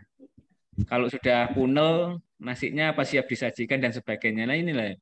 Jadi kita harus berani keluar dari pakem. Tuh. Itu yang dari saya Pak Sebagan, dan terima kasih. Bu Riami harus legowo loh ya. Namanya juga dibedah Bu, pasti sakit. Iya. Baik, terima kasih Pak Santoso, luar biasa ya. Jadi untuk judul tidak masalah ya, dan bisa bebas apa saja. Dan Sang Matahari tentu pilihan dari sang penulis. Begitu. Biasanya Pak Santoso malam ini Zoom-nya di kantor ya, di Dinas Arsip dan Perpustakaan ya, belum pulang. Terima kasih untuk waktunya di kelas ini Pak Santoso. Baik, kita juga bagaimana pendapat Bu Anis terkait dengan pertanyaan yang sama ya. Silakan Bu Anis. Ya, mikrofonnya Ibu. Oke, saya punya pandangan yang agak berbeda nih. Saya sepakat dengan Pak Santoso bahwa apapun judul puisi bisa dipakai, kan, meskipun tidak ada benang merah sama sekali dengan isinya. Tapi yang saya tangkap dari keinginan Bu Riami, lagi-lagi sebagai sesama perempuan, bahwa kenapa matahari? Karena di sana ada harapan. Sudah kehilangan. Oke, tadi Pak San bilang ada terbit, ada tenggelam. Matahari bisa menghilang, tetapi dia akan terbit lagi, gitu kan. Kalau saya menangkap bahwa dalam kehilangan itu kita sedang memang membutuhkan matahari. Matahari yang menyinari terus seluruh rasa kehilangan kita. Saya bisa merasakan Priami sedang butuh banget hangatnya sinar matahari, butuh banget cahaya matahari, sama seperti saya dulu, bahwa sapaan teman, bahwa ajakan, bahwa senyuman, bahwa kata-kata yang tertulis indah, kata-kata yang bisa menggugah bangkitnya kita dari keterpurukan itu adalah matahari. Saya memaklumi dan saya menangkap Bu Riami sedang menginginkan matahari itu selalu bersinar terus di antara kehilangan. Jadi ada harapan, ada keinginan untuk terus bisa disinari, untuk terus bisa bersinar meskipun dia dalam keadaan kehilangan. Kehilangan itu menyakitkan. Siapa yang tidak terluka dengan kehilangan? Tapi kita harus menyadari dan kita harus menerima ada matahari yang akan menghangatkan seluruh persendian kita meskipun kita kehilangan. Saya menangkapnya di sini, bukan di tempat yang lain. Jadi saya pikir matahari yang ditulis oleh Ibu Riami, yang dijadikan judul ini adalah sebuah harapan, sebuah cahaya. Keinginan untuk bermandikan matahari terus-menerus di antara kehilangan yang sedang dia rasakan. Begitu saja. Kalau masalah tipu dan lain-lain, saya pernah bicara dengan teman saya. Dia novelis, dia pemuisi, dia penerbit buku. Malah kalau ngomong ke saya itu, tipu adalah keniscayaan. Orang ajar banget dia. Mana ada orang sempurna? Kalau ada yang sempurna sini kamu tak bayar banyak. Editor pun bisa salah. Jadi kalau ada tipe, saya pikir sepanjang itu bisa dimaklumi, saya pikir bukan menjadi persoalan ya. Kemudian beberapa kalimat yang berulang, ini proses juga seperti kata Pak San ya. Menulis pun ada proses sehingga tidak banyak tidak banyak tadi andai-andai dan lain-lain. Tapi saya pikir tiap orang punya gaya yang berbeda dan itu sah-sah saja ya. Setiap orang melalui itu, bahwa kalimat-kalimat atau kata-kata yang diulang menjadi tidak nyaman itu akan menjadi pembelajaran sendiri bagi seorang pemuisi. Ini adalah proses menuju ke style yang dia miliki. Saya pikir dia akan belajar kok. Gitu saja ya. Dari saya begini. Baik, terima kasih Bu Adis, luar biasa ya. Dalam matahari ada harapan, walaupun matahari terbit, terbenam, terbit lagi, terbenam ya. Jadi menurut Bu Riami, Bu Anis, pilihan tentang matahari tepat ya untuk buku ini. Baik, teman-teman lainnya, silakan melambaikan tangan, mengajukan pertanyaannya untuk kedua narasumber ataupun langsung ke Kak Riami. Baik, Kak Riami, pilihan judul ya tentang matahari. Nah, tadi disampaikan oleh Rilen. Nah, kenapa tidak kehilangan saja? Kenapa harus tentang matahari? Tentu ada sikap ya, ada prinsip dari seorang. Ketika dari sekian banyak puisi-puisi yang dia tulis, dia memilih salah satu puisi yang bisa mewakili judul dari judul buku dari keseluruhan puisi ini. Ya, silakan Kak Riami. Terima kasih. Suara saya bisa didengar ya, Kak Subhan? Cukup terdengar, Pak. Kalau kemungkinan Ki Pujo sudah bergabung, sebelum saya jawab, mungkin diberikan Ki Pujo membaca puisi, boleh Kak Subhan? Oh, baik, boleh. Biar baik, untuk selingan. Baik, dipersilakan Ki Pujo ya. Dipersilakan. Halo, Ki Pujo. Ya, terdengar ini, Mbak. Baik, videonya tidak terlihat, Mas, silakan. Oh, sudah terdengar, Pak Subhan ya? Ya, cukup terdengar suaranya, hanya videonya belum dapat. Ya, kenal semuanya, sukses selalu buat Bu Riami atas tentang mata. Masku. Ya. Mas Digit. Tak coba ini ya. Tadi sore saya dikasih foto puisinya. Ini agak beda dengan yang dibahas tadi ya. Kebetulan ada kehilangan, ada kewanitaan. Nah ini kewanitaan. Puisinya malah mantra cinta. Mantra jahe.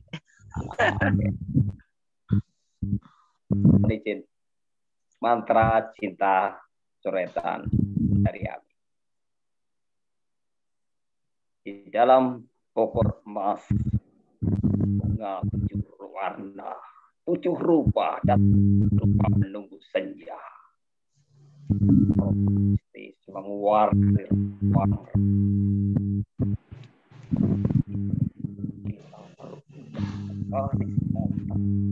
Tidak terdengar, Ki. Tidak terdengar? Iya. Terdengar belum?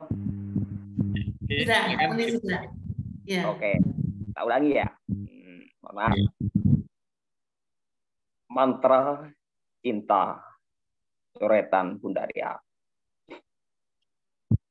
Di dalam pokok emas, bunga 7 warna, 7 rupa dan 7 dupa menunggu senja. Aroma mistis menguar dari ruang rahasia. Bibir pemburu cinta berucap separis mantra. Ling, hotling. Perempuan cantik berpipi glowing, rekatkan hati dan cintamu pada sekujur rupaku. Ling, hotling.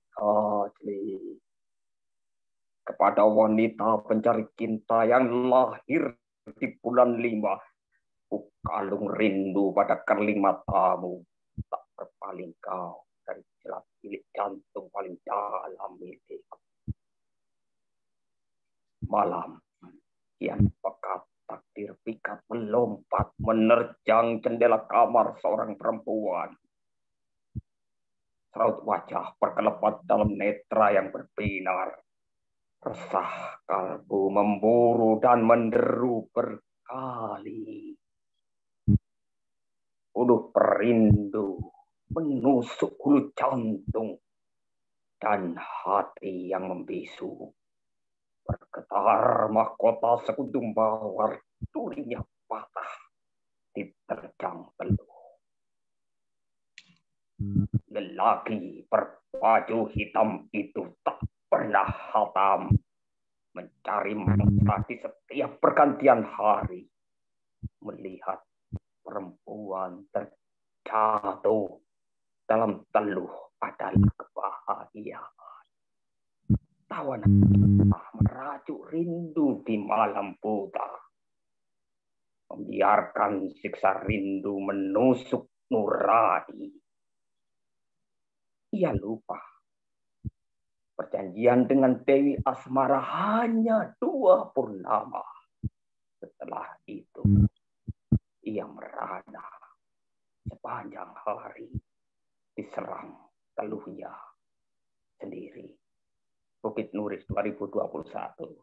Terima kasih. Terima kasih Ibu Jo dan puisi karya Kak Riami. Baik, dilanjutkan Kak Riami dengan pertanyaan. Iya. Assalamualaikum warahmatullahi wabarakatuh. Waalaikumsalam warahmatullahi wabarakatuh. Sebenarnya rencana puisi ini terdiri dari 90 puisi Kak Subhan. Tapi menjelang bulan Desember tahun lalu itu HP saya hilang. Ada 40 puisi yang belum tersimpan di drive dan semuanya hilang bersama HP.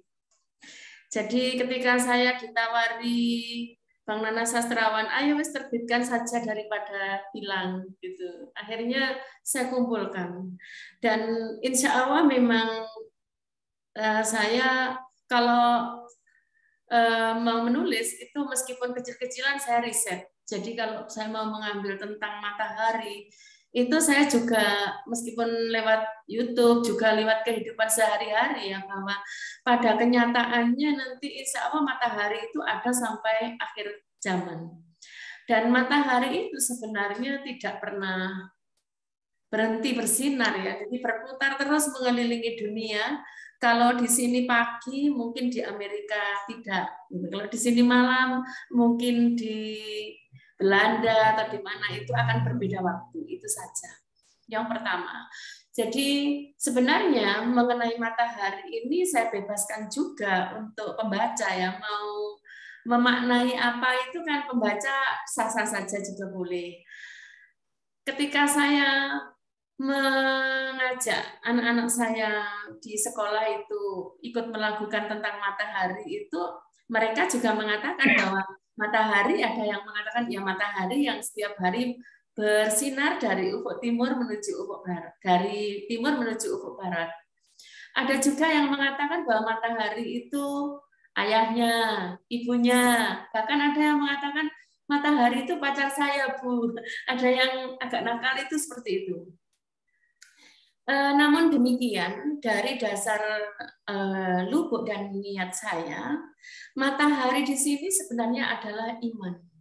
Ya, jadi iman itu harus bercahaya. Makanya ketika di sini ada tentang matahari, aku tak perlu ragu. Jadi ketika iman itu bercahaya, kita tidak perlu ragu tentang takdir nasib kita yang mungkin ada yang gelap ya, berkabut. Nah, meski kau sedang bersembunyi di balik kabut, aku yakin panasmu akan selalu menembus gumpalan awan. Jadi ketika iman itu bercahaya, dia akan menembus itu gumpalan-gumpalan awan di dalam jiwa. Dan menurut saya, manusia adalah dunia yang sangat luas menurut saya. Kenapa saya pakai lalu? Itu mungkin, ya itu tadi kalau dari sudut kewanitaan, wanita itu nggak suka langsung yang ujuk-ujuk kalau dalam bahasa Jawa itu asuhannya. Jadi to the point, kalau misalnya ketemuan gitu ya, jarang mungkin wanita yang misalnya aku mau nikah sama kamu langsung ngomong begitu, itu jarang. Jadi lalu itu menurut saya sebagai proses bahwa sebuah peristiwa itu tidak akan langsung tiba-tiba begitu saja. Pasti ada awal, lalu proses, lalu peristiwa itu, dan resolusinya. Kalau dalam cerpen itu seperti itu. Dan mungkin ke depan perlu mencari sinonim kata lalu. Ya. Tapi kalau kemudian itu menurut saya itu terlalu panjang. Jadi hidup ini menurut saya yang enak itu sedang-sedang saja. Nah, ketika iman itu ada ya, lalu kau akan datang menemuiku hingga senja, malam di mana itu sebenarnya kau tetap berjaga untuk seluruh jagat mengitari waktu. Jadi ketika iman itu ada, dia akan menjaga kita hingga senja, ya hingga kita mati, gitu ya. Kemudian malam. Jadi malam itu sebenarnya di mana? Bagi orang beriman, sedih, senang, bahagia, mungkin ruwet yang luar biasa, itu adalah ujian yang harus dilalui. Sampai seberapa jauh kita mengerjakan ujian itu dengan cahaya iman, cahaya matahari yang ada di dalam diri kita.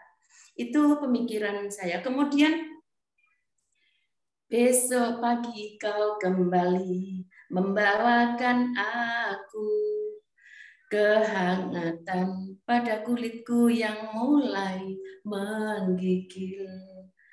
Oh matahariku, teruslah hangatkan dunia. Jadi ketika iman itu ada ya, tidur pakai iman, kan terasa, mungkin tidur itu terasa sedih dengan doa-doa, dengan cahaya iman, besok pagi itu sudah segar kembali. Maka cahaya iman itu juga yang akan menghangatkan segala kedinginan, segala kebekuan, segala kekalutan, bahkan bisa gumpalan-gumpalan awan di jagat kita sendiri. Itu.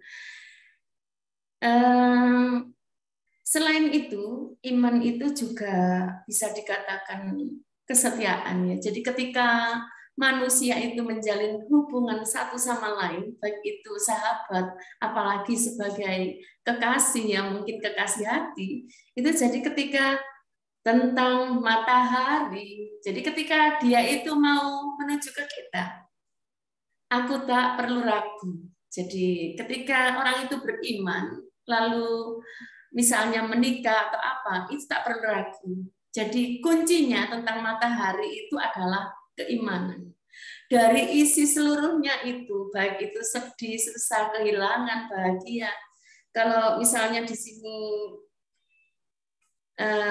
dalam itu dikatakan hanya sedih saja, menurut saya ada beberapa kok yang tidak sedih. Misalnya pamit kemanten, kemudian munajat sandal jepit. Ada juga kalau di dalam mantra wedang jahe ini memang saya waktu itu habis wawancara dengan teman yang suaminya itu nikah lagi tanpa memberitahu dia gitu ya.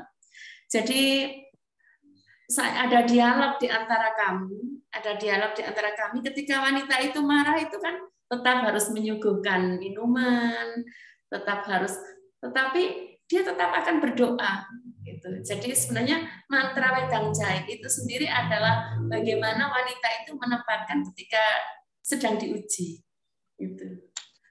Itu mungkin yang sebenarnya menjadi dasar kepenulisan buku saya dengan judul tentang matahari.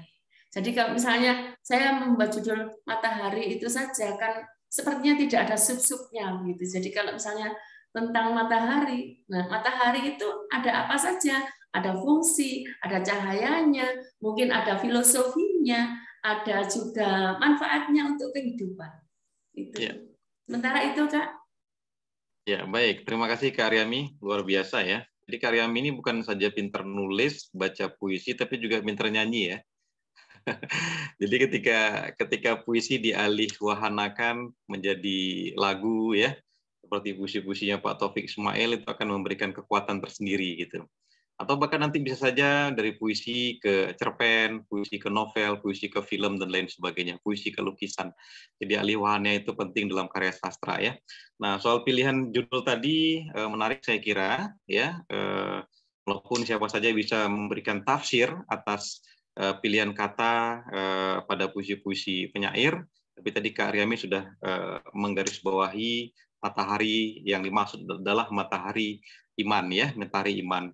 Namun demikian tentu saja pembaca akan bisa memberikan tafsir lain tentang matahari itu.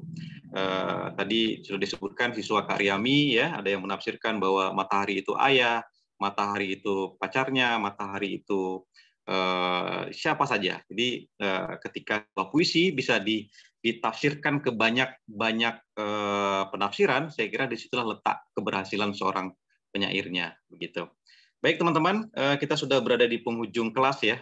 Saya undang satu penanya lagi barangkali atau satu penanggap lagi yang ingin memberikan pendapat lain untuk buku puisi tentang matahari ini, dipersilakan ya teman-teman. Silakan sambil nanti Pak Santoso dan Bu Anis saya undang juga untuk memilih satu puisi masing-masing, satu puisi yang menurut Pak Santoso dan Bu Anis cukup menarik dan kuat ya, walaupun semuanya barangkali menarik, tapi ada satu puisi yang betul-betul kuat gitu. Silakan nanti dipilih satu puisinya. Teman-teman lainnya silakan satu pertanyaan lain atau satu tanggapan lainnya untuk buku puisi Kak Aryami ini. Tentu yang pertama sudah membaca. Silakan lambaikan tangan atau tulis pertanyaan di kolom komentar. Dah, teman-teman? Silakan. Baik, kalau tidak ada, saya kembali ke kedua narasumber ya. Pertama Pak Santoso. Dari sekian puisi dalam buku tentang matahari ini, satu puisi yang menurut Pak Santoso cukup kuat dan menarik. Nah, kira-kira yang mana, Pak? Silakan, Pak. Ya, terima kasih Pak Subaghan. Jadi sudah saya sampaikan tadi bahwasanya saya mengikuti puisi-puisinya Bu Ryami sebelumnya. Dan menurut saya di buku tentang matahari ini yang paling kuat versi saya, tapi ya versi saya itu adalah bayi-bayi puisi di era digital. Jadi ini sebenarnya kekinian dan ini seolah-olah menjawab menjawab telak tentang benang merah tadi, tentang apa tadi, tentang kehilangan, tentang perpisahan dan lain sebagainya. Jadi menurut saya ini adalah matahari yang sejak zaman purba sampai sekarang selalu berganti-ganti zaman. Dan ini menurut saya Bu Ryami juga memanai matahari sekarang ini, itulah matahari yang berkaitan dengan digital. Dan bayi-bayi puisi di era digital ini menurut saya paling bagus karena di sana pesan yang tersampaikan itu betapa anak-anak sekarang, generasi sekarang itu sudah gadget mania. Jadi dia terlahir itu semakin dewasa hanya menjadi kurir pesan. Yes, WA-an, jempolnya itu nggak pernah berhenti, ya seperti itu anak-anak sekarang itu. Jadi ini yang menurut saya paling bagus, Pak Subaghan. Terima kasih. Baik, terima kasih Pak Santoso. Ya, di antara sekian banyak puisi Kak Aryami dalam buku tentang matahari, teman-teman, Pak Santoso memilih bayi-bayi di era digital. Nah, puisi ini pun judulnya menarik ya, bayi-bayi di era digital. Nah, sangat puitis sekali. Nah, bagaimana dengan Bu Anis? Dipersilakan Bu Anis, pilihannya.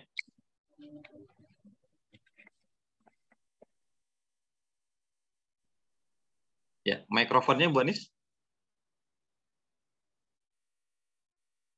Halo, Ibu Anis, masih monitor ya?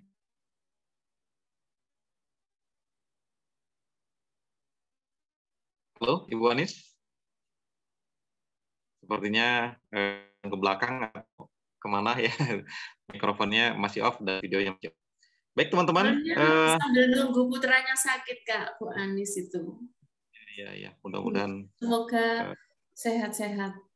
Amin, ya. Teman-teman lainnya dipersilakan satu penanya atau menanggap lagi yang di sesi akhir ini di teman-teman.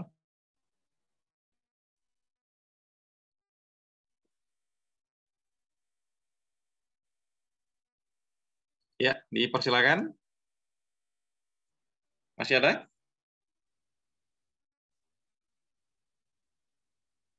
Baik, Kak Aryami, buku puisi tentang matahari ini proses kreatifnya seperti apa? Berapa lama disusun? Kemudian ada berapa puisi dalam buku ini? Silakan. Baik, ini saya susun mulai tahun 2020, Kak. 2020, 2021 sampai 2022. Yang sebenarnya juga ada yang seperti tadi itu saya ceritakan sekitar 90 puisi. Tapi di sini yang terekam 60 puisi. Ada 60 puisi. Karena ya yang belum saya pindah ke Drive atau belum saya kirim ke ke media itu ya hilang karena saya tulis di catatan itu kan catatan saya belum saya kaitkan dengan Google. Kemudian ada beberapa juga yang di WA. Jadi saya itu kalau misalnya ada dari grup ada tema ini gitu ya, itu saya kumpulkan sendiri. Itu proses saya dan memang saya juga secara proses saya orangnya itu suka kalau di kelas pun itu saya tidak membiarkan anak-anak itu sedih sendiri. Jadi kalau saya jadi wali kelas itu saya akan catat dan punya data rinci mulai bagaimana anak ini berangkat ke sekolah, di rumah sama siapa, uang sakunya berapa, sehingga ketika saya memberikan umpan balik pelajaran saya itu saya tidak keliru ngomong. Itu yang membuat, insya Allah yang membuat banyak ide dalam penulisan puisi. Yang kedua, puisi ini sebenarnya akan saya terbitkan tahun 2021. Yang kan 2022 ini hanya beberapa. Tetapi karena saya harus merawat intensif almarhum, jadi saya off. Semua kegiatan yang berhubungan dengan finansial yang itu menurut saya bisa ditangguhkan, saya pakai untuk, kalau orang Jawa bilang itu ya rebut nyawa gitu ya Kak. Tapi sudah dilakukan semua dan takdir itu datang, jadi kita tetap harus menjadi matahari. Itu. Jadi sekitar 2 tahun lah puisi ini prosesnya. Baik, terima kasih Kak Aryami, luar biasa ya proses kreatifnya. Tadi Bu Anis mengirim pesan juga di kolom komentar, beliau memilih puisi Kebaya Kartini dan Wedang Jahi ya. Kami di ruang Zoom ini mendoakan mudah-mudahan putra atau putri ya, putra Bu Anis kembali dalam keadaan sehat ya. Amin, dan semuanya mudah-mudahan dalam keadaan sehat. Baik, teman-teman sekalian, masih ada lainnya barangkali satu lagi yang mau mengajukan pertanyaan di sesi akhir. Masih ada teman-teman? Tadi ada yang sudah memesan bukunya ke Karyami tapi masih menunggu bukunya sampai ya karena ingin baca puisi juga, tadi ada yang bilang. Nanti teman-teman yang mendapatkan buku puisi ini silakan langsung japri saja ke Aryami ya. Untuk ini sedang cetak kedua Kak. Saya terima kasih juga kepada teman-teman yang hadir hari ini dan memesan puisi, dan insya Allah untuk yang baca puisi saya yang hadir ini, untuk Ki Pujo nanti ada hadiah puisi, ada hadiah buku dari saya, tapi menunggu cetak kedua ya Kak. Mohon maaf, ini kemarin itu saya uji coba cetak 30 eksemplar dan ternyata alhamdulillah di rumah tinggal 2 itu sudah dipesan. Baik, ya terima kasih. Jadi di ruang kelas menulis daring, di kelas menulis daring Elepsis, kita selalu memberikan ruang apresiasi untuk karya peserta ya. Jadi 2 kali sesi materi dengan para pakar narasumber dan 2 kali sesi untuk bedah buku. Bukunya bisa terbit di mana saja ya, khusus untuk kelas menulis daring, karya peserta kita apresiasi untuk bedah buku seperti ini. Baik teman-teman, kalau tidak ada maka sesi kelas di penghujung ini akan segera berakhir ya dengan satu puisi yang saya pilih dari sekian banyak puisi di buku tentang matahari ini. Mohon izin Bapak Ibu narasumber dan teman-teman lainnya saya bacakan puisi pilihan saya ya, yang menurut saya menarik ya. Tadi juga sudah disampaikan oleh Pak Santoso, saya pilih Rumah Punden ya. Puisinya sederhana tapi mengena gitu, menarik. Izin saya bacakan. Rumah Punden, karya Priami. Kutuliskan rinduku pada rumah punden. Bila waktu senja, ibu menungguku pulang. Di tungku kayu bakar menyala, sebiji terong dalam bara arang. Di dapur sambal santan menunggu di meja kayu. Rumah penuh kenang masa kecilku. Atap bambu, jendela tanpa warna, lantai tanah menjadi berkah. Di rumah sederhana ini, aku merajut cita-cita bersama doa ayah, bunda. Genting kaca memberi tanda, purnama di angkasa memberi cahaya asa. Meski kini semua telah berubah, kenangan rumah pun dan tersimpan di dada rindu, paling palung di ruang renung. Jadi prasasti kasih sejati untuk selalu ingat ibu dan ayah dalam doa diri. Bukit Nuris, 30 Desember 2021. Terima kasih teman-teman sekalian, Bapak Ibu, kedua narasumber, Bapak Santoso, Ibu Anis, Kak Aryami, penulis buku puisi tentang matahari, dan seluruh teman-teman peserta kelas menulis daring Elipsis maupun teman-teman di luar kelas menulis daring Elipsis yang sudah hadir untuk sesi bedah buku ini. Terima kasih banyak untuk semuanya, dan mudah-mudahan Kak Aryami semakin produktif, termotivasi untuk terus berkarya, ya, tidak boleh berhenti. Terima kasih Pak San, bedahannya. Pisaunya tajam sekali kok Pak, merasuk, kemudian tidak sakit ya, dan menyemangati saya. Terima kasih. Terima kasih ya, terima kasih untuk Pak Santoso sekali lagi, Bu Indah, dan teman-teman. Kita bertemu di kelas berikutnya. Tetap semangat berkarya teman-teman. Saya Muhammad Subhan, founder kelas menulis daring KMD Elipsis. Mohon maaf dan undur diri. Bila taufiq wal hidayah. Assalamualaikum warahmatullahi wabarakatuh. Waalaikumsalam warahmatullahi wabarakatuh. Mohon izin undur diri.